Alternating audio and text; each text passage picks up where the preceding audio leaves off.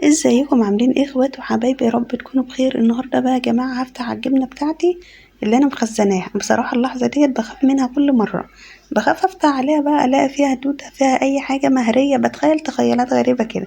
بس كل مره بصراحه بتطلع احسن من الاول. زي ما انتوا شايفين كده ما شاء الله الجبنه جميله جدا، وطلعت كمان ماسكه نفسها، مش مهريه خالص وما فيهاش اي حاجه ولا دوده ولا اي حاجه من الحاجات ديت. لان بصراحه انا عاملاها كويس جدا الحمد لله. حاطه لها برضو ملح الدود يا جماعه علشان يحفظها من اي دود، علشان الجبنه لو فيها الحاجات دي الصراحه عمري ما هاكلها. تمام. وكمان حاطه لها شطيطه حمراء دقاها وحطها لها، وحاطه لها كمان فلفل اسمر عشان يحافظ على ريحتها. ريحتها لازم تكون جميله جدا. تمام. ديت يا جماعه الشطيطه زي ما انتم شايفين كده، وحبيت اطلع بايديا بصراحه علشان طبعا ما تتهريش. لو هتطلعت باي حاجه تانية هتتهري منك كده، مش هتبقى لطيفه. فطلعت بايدي زي ما انتم شايفين كده.